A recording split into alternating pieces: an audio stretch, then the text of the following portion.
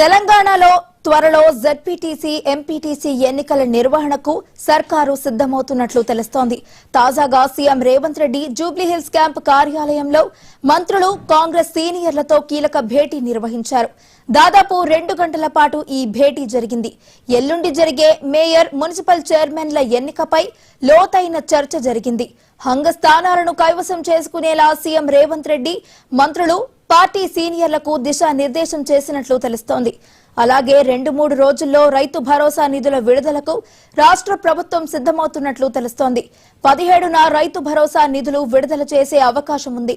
దీనికి సంబంధించి ఇప్పటికే రాష్ట్ర ప్రభుత్వం 9,000 కోట్ల నిధులు సమకూర్చింది. ఇక ఇదే అంశానికి సంబంధించి మరింత సమాచారాన్ని మా ప్రతినిధి శ్రీనివాస్ అందించడానికి సిద్ధంగా ఉన్నారు.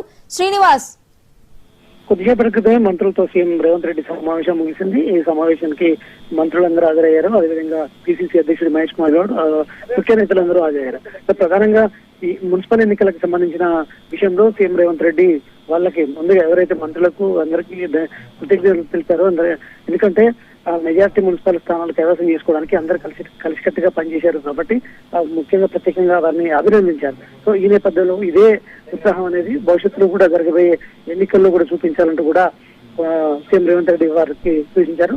మరొక వైపు ఏదైతే హంగు ఏర్పడినటువంటి మున్సిపాలిటీలను కైవసం చేసుకునే విధంగా కూడా ఏదైతే ప్లాన్లు చేయాలంటూ కూడా ఇప్పటికే ఇటు పార్టీ పరంగా పిసిసి అధ్యక్షుడు మహేష్ కుమార్ గౌడ్ కావచ్చు, అదేవిధంగా మంత్రులు సమన్వయం చేసుకుని హంగు ఏర్పడిన ప్రాంతాల్లో ఖచ్చితంగా కైవసం చేసుకునే విధంగా చూడాలంటూ కూడా సీఎం రేవంత్ రెడ్డి దిశానిర్దేశం చేశారు. ముఖ్యంగా కొత్తగూడెం కార్పొరేషన్ కి సంబంధించి కూడా ఏదైతే అక్కడ హంగు ఏర్పడింది ఆ కార్పొరేషన్ లో ఇటు సిపిఐ అదేవిధంగా కాంగ్రెస్ అన్నట్టుగా కైవసం చేసుకోవడానికి ఉన్న పరిస్థితుల్లో ఖచ్చితంగా ఆ కార్పొరేషన్ కి సంబంధించి ఇటు పిసిసి అధ్యక్షుడు మహేష్ కుమార్ గౌడ్ అదేవిధంగా మంత్రి పొంగులేటి శ్రీనివాసరెడ్డి సమన్వయంతో కూడా ఏదైతే సిపిఐ నేత సాంబశివరావుతో కూడా సమన్వయం చేసుకుని ముందుకు పోవాలంటూ కూడా సూచించిన పరిస్థితి. అదేవిధంగా మిగతా మున్సిపాలిటీకి సంబంధించి అన్ని విషయాలు రేవంత్ రెడ్డి చర్చించారు. అదేవిధంగా భవిష్యత్ కార్యక్రమం ఎంపీటీసీలు కావచ్చు, జెడ్పీటీసీ ఎన్నికలకు సంబంధించి కూడా ఎప్పుడు అంశాలపై కూడా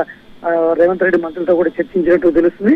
మరొక వైపు ఏదైతే ఖచ్చితంగా ఇదే మున్సిపల్ ఎన్నికల్లో ఏ విధంగా గెలుస్తామో అదేవిధంగా ఎంపీటీసీ జెడ్పీటీసీ ఎన్నికలు గెలిచే విధంగా ప్లాన్ చేయాలంటూ కూడా సీఎం రేవంత్ రెడ్డి సూచించారు. మరొక వైపు సీఎం రేవంత్ రెడ్డి ఢిల్లీ పర్యటనకు సంబంధించిన అంశాలు కూడా మంత్రులతో చర్చించినట్టు తెలుస్తుంది. ఈ నేపథ్యంలో కూడా మంత్రులందరినీ అభినందించిన సీఎం రేవంత్ రెడ్డి ఎక్కడెక్కడైతే వీక్ అయినా ఎక్కడెక్కడో మున్సిపాలిటీలు కైవసం చేసుకుని గెలవాల్సిన ఏదైతే మున్సిపాలిటీల్లో అదేవిధంగా కొన్ని మున్సిపాలిటీని కోల్పోయిన అంశంలో కూడా ఏ విధంగా కోల్పోవాల్సి వచ్చిందనే అంశాలపై కూడా ఆరా తీయడంతో పాటు అవన్నీ భవిష్యత్తులో పునరావృతం కాకుండా చూడాలంటూ కూడా వారికి దిశానిర్దేశం సీఎం రేవంత్ రెడ్డి చేశారు. అదేవిధంగా మొత్తం ఏదైతే ఈ మున్సిపల్ ఎన్నికలు కావచ్చు అదేవిధంగా ఇప్పుడు ఏదైతే ఈ అంశాలపై చేయడంతో పాటు దీంతో పాటు ఏదైతే రైతు భరోసా నిధులకు సంబంధించి కూడా ఇప్పటికే రాష్ట్ర ప్రభుత్వం 9,000 కోట్లు ఇప్పటికే సమకూర్చింది. వాటిని కూడా త్వరలో విడుదల చేసే విధంగా కూడా ప్లాన్ చేస్తుంది. Right, thank you Srinivas.